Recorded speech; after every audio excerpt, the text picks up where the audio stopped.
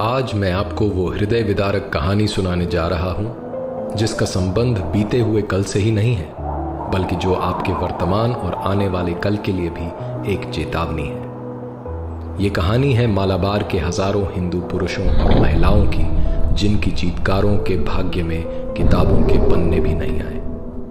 सन 1921 भारत में तुर्की के इस्लामी खलीफा के लिए कांग्रेस के समर्थन से मुसलमानों द्वारा चलाया जा रहा खिलाफत आंदोलन अपने चरम पर था। मुसलमान दुनिया भर में इस्लामिक सत्ता अर्थात खिलाफत स्थापित करने के सपने को साकार करने के लिए पूरी तरह तत्पर थे। जहां एक ओर खिलाफत सभाओं में काफिरों को खत्म करने के लिए जिहाद के नारे लग रहे थे, वहीं दूसरी ओर मोहनदास गांधी के नेतृत्व में कांग्रेस हिंदुओं से हिंदू मुस्लिम एकता के नारे लगवा रही थी। इतना ही नहीं, मोहनदास गांधी और कांग्रेस हिंदुओं को इस्लामिक खिलाफत आंदोलन के लिए धन देने तक के लिए कह रहे थे। मुसलमानों का मजहबी उन्माद पूरे उफान पर था। मुसलमान नेता इस्लामिक देशों के धड़ाधड़ दौरे कर रहे थे और भारत पर हमला करके यहां खिलाफत स्थापित करने के लिए उनसे अपील कर रहे थे। जब स्वामी श्रद्धानंद जैसे समझदार हिंदू नेताओं ने खिलाफत सभाओं में काफिरों के विरुद्ध जिहाद के नारों की बात उठाई, तो मोहनदास गांधी ने मुस्कुराकर कहा कि मुसलमान तो ब्रिटिश नौकरशाही के खिलाफ हैं। इस पर स्वामी श्रद्धानंद ने कहा, जब मुस्लिम मौलानाओं के मन में उल्टी भावनाएं आ गई हैं, तो उन्हें इस हिंसा का इस्तेमाल हिंदुओं के विरुद्ध करने से कोई नहीं रोक सकेगा। स्वामी श्रद्धानंद की बात जल्द ही सत्य सिद्ध होती नजर आई। पंजाब से खिलाफत आंदोलन का एक प्रमुख सूत्रधार अल्लाह बख्श केरल के मालाबार में आया हुआ था। उसकी यात्रा में हिंदू मुसलमान एकता प्रदर्शन के लिए उसकी गाड़ी घोड़ों की जगह हिंदुओं से खिंचवाई गई और अल्लाहू अकबर के नारे लगवाए गए। अगस्त 1920 में गांधी ने केरल का दौरा कर वहां खिलाफत कमेटियां स्थापित कराई। केरल के हिंदुओं से खिलाफत आंदोलन के लिए जबरदस्त तरीके से धन भी इकट्ठा करवाया गया। मक्का से पढ़ाई करके आने वाले कट्टर और जिहादी मानसिकता वाले अली मुस्लियार और उसके साथी वरियन कुन्नत कुंजहम्मद हाजी, सीती कोया तंगल, चेम्ब्रासरी तंगल काफी पहले से मालाबार में इस्लामिक राज्य स्थापित करने की तैयारी कर रहे थे। इसके लिए उन्होंने प्रथम विश्व युद्ध में अंग्रेजों की ओर से लड़े हुए और प्रशिक्षित पूर्व मुसलमान सैनिकों और युवा मुसलमानों को इकट्ठा किया तथा खिलाफत स्थापित करने के लिए एक खिलाफत आर्मी बनाई। ये खिलाफत आर्मी यूनिफॉर्म और हथियार से लैस थी। ये सभी मुसलमान कुरान पर हाथ रखकर कसम खाते थे कि खिलाफत स्थापित करने के लिए वे अपने प्राण तक दे देंगे। रिपोर्ट्स के अनुसार इस इस्लामिक सेना में 60,000 तक सैनिक भर्ती थे। यह इस्लामिक सेना मालाबार के कई क्षेत्रों में सड़कों पर परेड तक करने लगी। 22 अगस्त 1921 को जमात मस्जिद मालाबार को इस्लामिक खिलाफत का क्षेत्र घोषित करके अली मुस्लियार को वहां का इस्लामिक राजा घोषित कर दिया गया। पूरे क्षेत्र को इस्लामिक शरिया क्षेत्र घोषित कर दिया गया।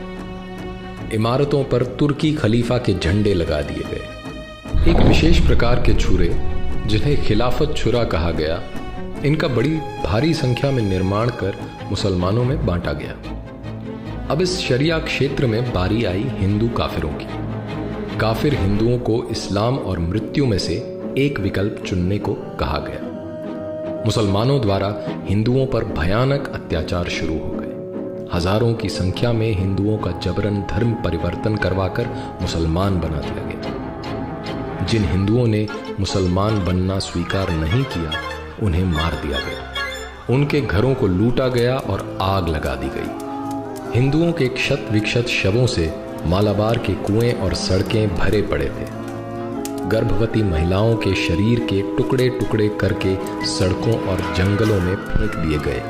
इनके गर्भ से निकले अजन्मे बच्चे जहां तहां पड़े थे। निर्दोष और असहाय हिंदू बच्चों को उनके माता पिता भाई बहनों के सामने तड़पा तड़पा कर मारा गया। युवकों को यातनाएं दी गई, कुछ को जिंदा जला दिया गया। हिंदू महिलाओं और युवतियों के साथ दुष्कर्म किए गए, उन्हें जबरन दासी बनाकर रखा गया। बेशर्मी और वहशीपन की सारी हदें पार की गई। देवालयों पर लहराते हुए हिंदू ध्वजों को उतारकर उनके स्थान पर इस्लामिक झंडे लगा दिए गए। मूर्तियों को खंडित कर दिया गया। मंदिर परिसरों में गायों को काटा गया। हजारों की संख्या में निर्वस्त्र भूखे प्यासे हिंदुओं को जंगलों में भागकर अपनी जान बचानी पड़ी। एनी बेसेंट और मालाबार की एक हिंदू महिला द्वारा तत्कालीन वायसराय रीडिंग की पत्नी को लिखे पत्र, जिनमें इन सभी अत्याचारों का विवरण है, रोंगटे खड़े कर देते हैं। सर्वेंट्स ऑफ इंडिया सोसाइटी की इंक्वायरी कमेटी की रिपोर्ट के अनुसार इस भयंकर नरसंहार में 1500 हिंदुओं की हत्या, 20,000 का बलात् इस्लामीकरण और लगभग 3 करोड़ की प्रॉपर्टी की लूट हुई। हिंदू महिलाओं के साथ दुष्कर्म की कोई सीमा नहीं थी। आधिकारिक ब्रिटिश रिकॉर्ड्स के अनुसार मुसलमानों ने 10,000 हिंदुओं की हत्या की। शांति और अहिंसा का पाठ पढ़ाने वाले और खिलाफत आंदोलन के अध्यक्ष मोहनदास गांधी का हवाला देकर जब हिंदुओं ने मुसलमानों से हिंसा रोकने की गुहार लगाई तो उन्होंने कहा, गांधी वो तो एक काफिर है, वो हमारा नेता कैसे हो सकता है।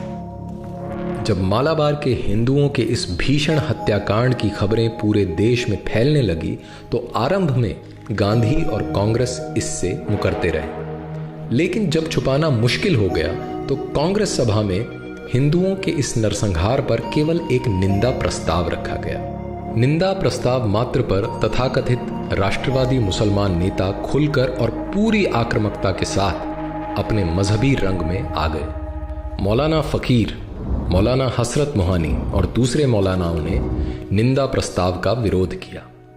गांधी और कांग्रेस इन खिलाफती नेताओं के सामने पूरी तरह नतमस्तक थी। जिसने भी हिंदुओं का पक्ष रखा और सही सही स्थिति बताई, उसे देश का शत्रु और हिंदू मुस्लिम एकता में बाधक कहा गया। मोहनदास गांधी ने तो इस हत्याकांड के लिए हिंदुओं को ही आरोपी बता दिया। 26 जनवरी 1922 के यंग इंडिया के अपने लेख में गांधी ने लिखा, मोपला दंगों के लिए हिंदू ही आरोपी है। हिंदुओं ने मुसलमानों का ध्यान नहीं रखा, उन्हें अपना मित्र नहीं माना। अब मुसलमानों पर क्रोध करने का कोई लाभ नहीं। इतना ही नहीं, गांधी ने मुसलमानों की हिंसा को सही बताते हुए बोला, वे मोपला मुसलमान अल्लाह को मानने वाले बहादुर लोग हैं जो अपने मजहब के लिए लड़ रहे हैं और उनकी लड़ाई का तरीका उनके मजहब के अनुसार मान्य है। स्पष्टतः खिलाफती नेताओं का स्वराज्य से मतलब इस्लामिक खिलाफत स्थापित करना और एकता से मतलब सभी काफिरों का मुसलमान हो जाने से था। लगभग 5 महीने तक मालाबार के मल्लपुरम, मांजेरी, पांडिकोड और तिरूर जैसे क्षेत्रों में इस्लामिक राज कायम रहा और काफिर हिंदू और उनकी महिलाओं पर अकथनीय अत्याचार किए गए। क्योंकि मालाबार के मुसलमानों को मोपला मुसलमान भी कहा जाता है, इसलिए इस नरसंहार को मोपला हत्याकांड, मोपला दंगा इत्यादि नामों से भी जाना जाता है। वामपंथी और कांग्रेसी इतिहासकारों ने मुसलमानों द्वारा हिंदुओं के इस नरसंहार को गरीब किसानों द्वारा ब्रिटिश प्रशासन और अमीर जमींदारों के विरुद्ध विद्रोह में बदल दिया है। सत्ता द्वारा संरक्षित इन वामपंथी इतिहासकारों ने भारत के एक भाग में इस्लामिक क्षेत्र स्थापित करने और वहां काफिर हिंदुओं के नरसंहार को स्वराज्य स्थापित करने वाला स्वतंत्रता आंदोलन सिद्ध कर दिया है। लेकिन असली इतिहास तो उन हजारों हिंदुओं और महिलाओं के खून और चीत्कारों से लिखा है जो इस्लामिक क्रूरता और नेताओं की तुष्टीकरण की राजनीति की भेंट चढ़ गए।